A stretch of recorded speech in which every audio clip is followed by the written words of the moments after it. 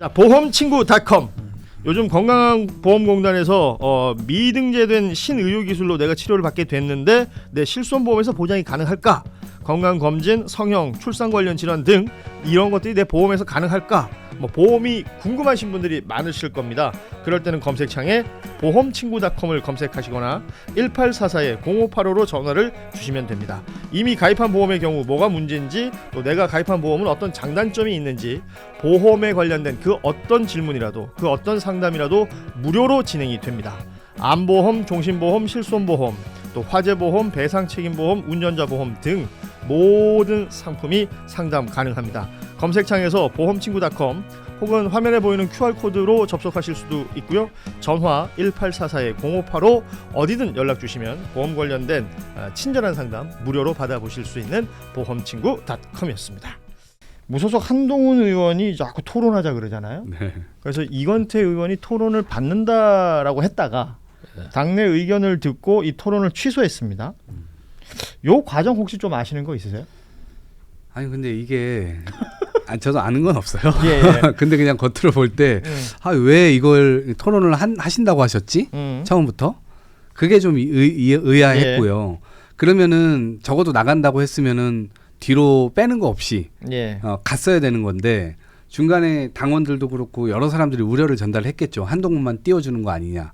거기에다 지금 우리는 합의된 안도 없는데 어떤 안을 들고 나가가지고 할 거냐.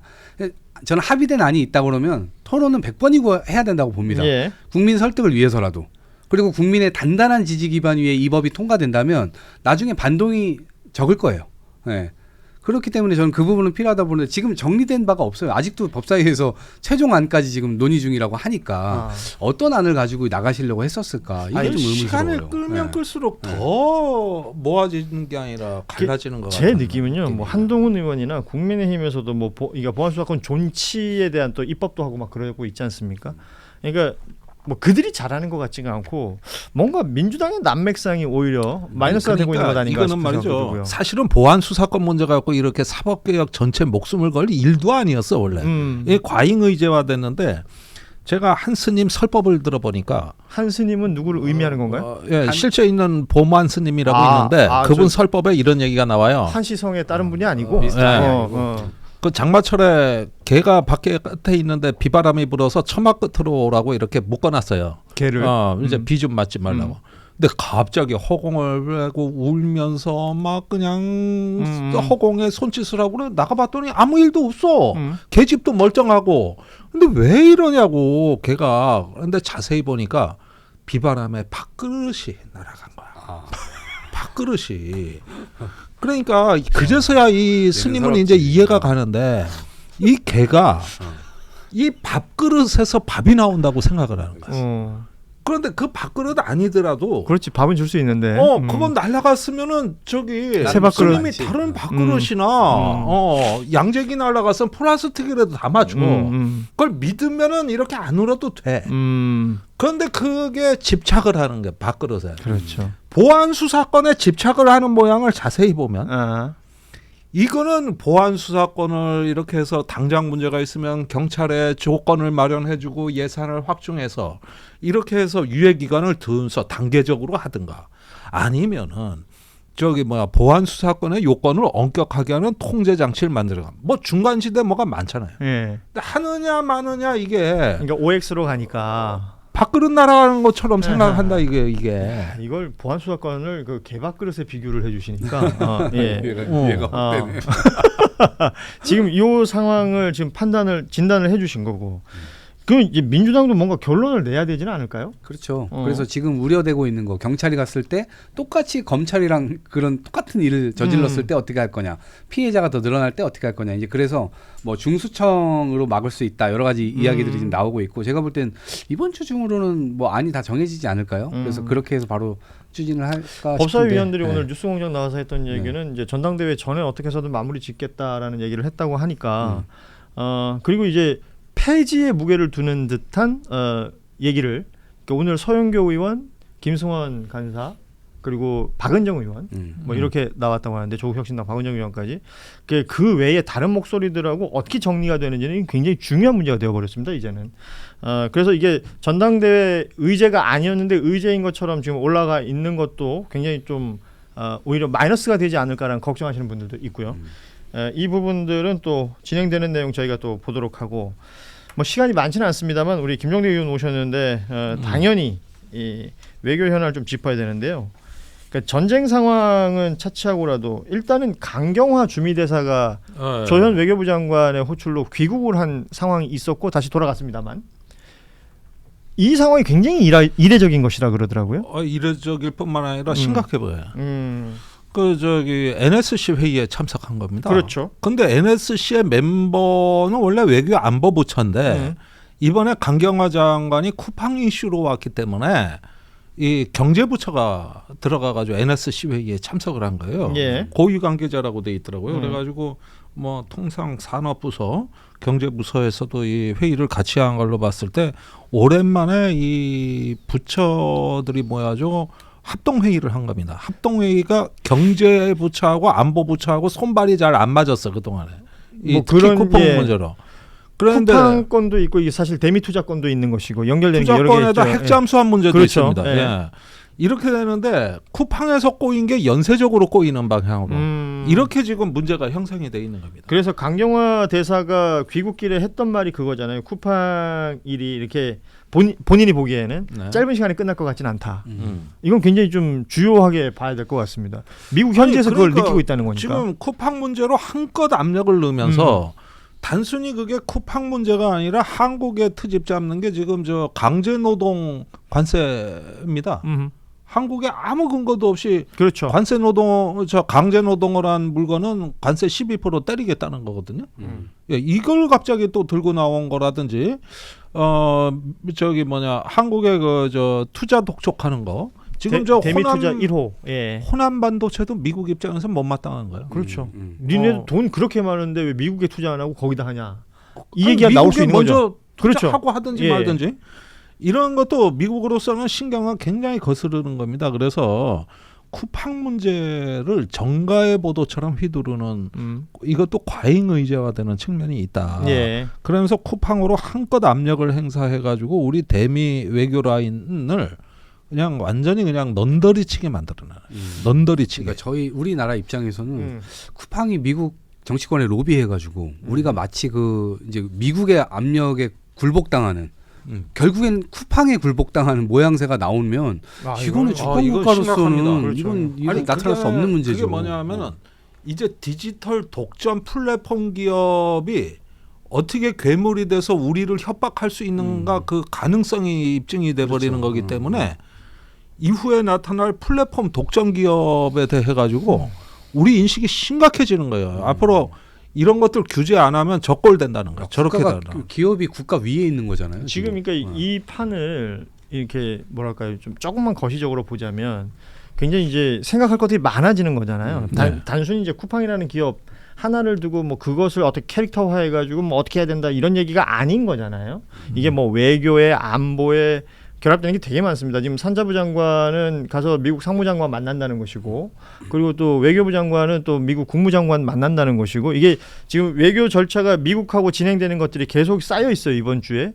그리고 지금 얘기하신 것처럼 대미 투자에 대한 압박이 계속해서 있어온 상황이고, 뭐 핵잠수함 관련 등등, 이게 뭐 마스가랑도 연결되고, 이제 연결시켜 보면 굉장히 많은 얘기들이 있는데, 국민의힘이 지금 관련해서 대통령이 직접 나서서 수습해라 이런 얘기를 하고 있으면서 오히려 쿠팡의 편을 드는 듯한 모습을 보인단 말이죠.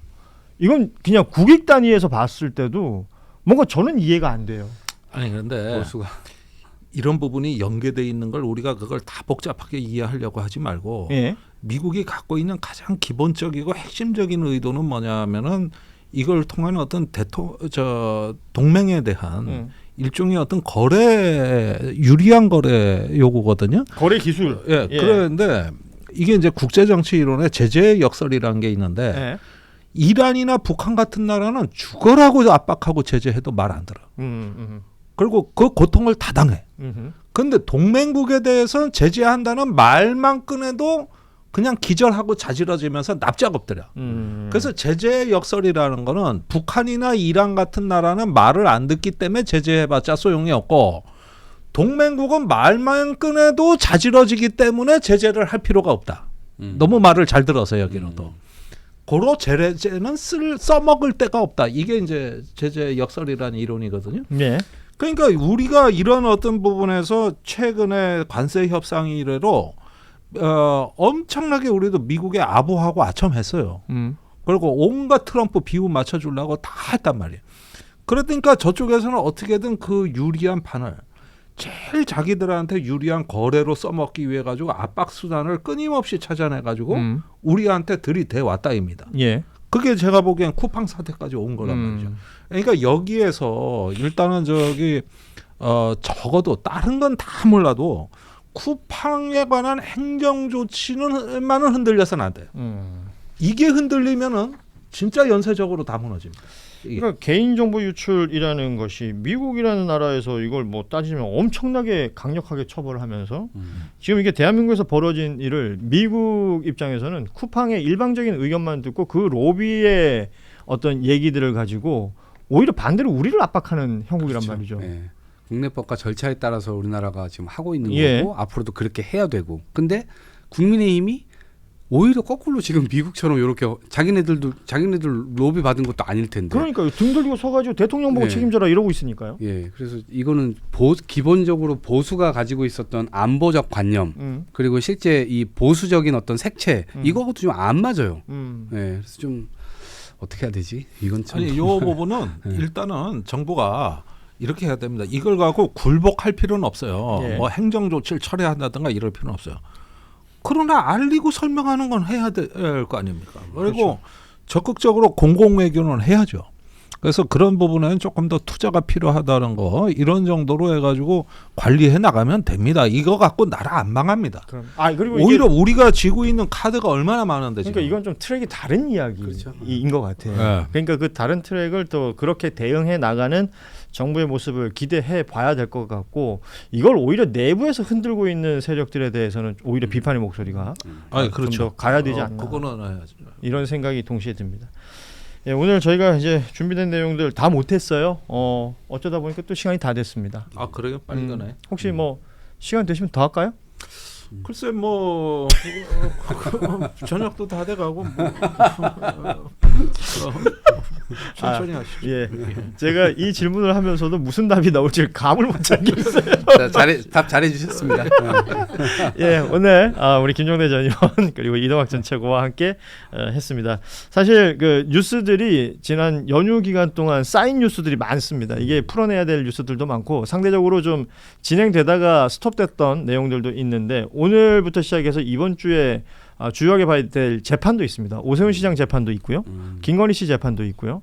그 외에 정치권의 뉴스들도 구석구석 따져야 될 게 되게 많아요. 지금 뭐 감사원 관련해서 그 타이거파 대장 있잖아요. 그 이름 뭐지? 유병호. 그 유병호 지금 구속영장 심사도 지금 오늘 진행이 되고 있고. 이야. 예. 그리고 유철환 전 권익위원장 있죠. 그러니까 디올백 받았을 때 뭐 많이 준 사람. 예, 그리고 공무원 한 분이 안타까운 선택을 했을 때도 반대의 태도를 보였던 이 사람들에 대해서도 압수수색이 오늘 경찰로부터 진행되는 내용도 있고 따질 거 참 많습니다. 뉴스 전할 것도 많고 그런데 오늘은 시간 관계상 여기까지 하고요. 저희가 또 내일 시간을 만들어서 또 다른 뉴스 전해드리도록 하죠. 오늘 함께해 주신 두 분과 같이 인사드리겠습니다. 내일 오후 3시 반에 뵙겠습니다. 고맙습니다. 감사합니다. 자, 보험친구.com 요즘 건강보험공단에서 미등재된 신의료기술로 내가 치료를 받게 됐는데 내 실손보험에서 보장이 가능할까? 건강검진, 성형, 출산 관련 질환 등 이런 것들이 내 보험에서 가능할까? 뭐 보험이 궁금하신 분들이 많으실 겁니다. 그럴 때는 검색창에 보험친구.com을 검색하시거나 1844-0585로 전화를 주시면 됩니다. 이미 가입한 보험의 경우 뭐가 문제인지 또 내가 가입한 보험은 어떤 장단점이 있는지 보험에 관련된 그 어떤 질문이라도 그 어떤 상담이라도 무료로 진행이 됩니다. 암보험, 종신보험, 실손보험, 또 화재보험, 배상책임보험, 운전자보험 등 모든 상품이 상담 가능합니다. 검색창에서 보험친구.com 혹은 화면에 보이는 QR코드로 접속하실 수도 있고요. 전화 1844-0585 어디든 연락 주시면 보험 관련된 친절한 상담 무료로 받아보실 수 있는 보험친구.com이었습니다.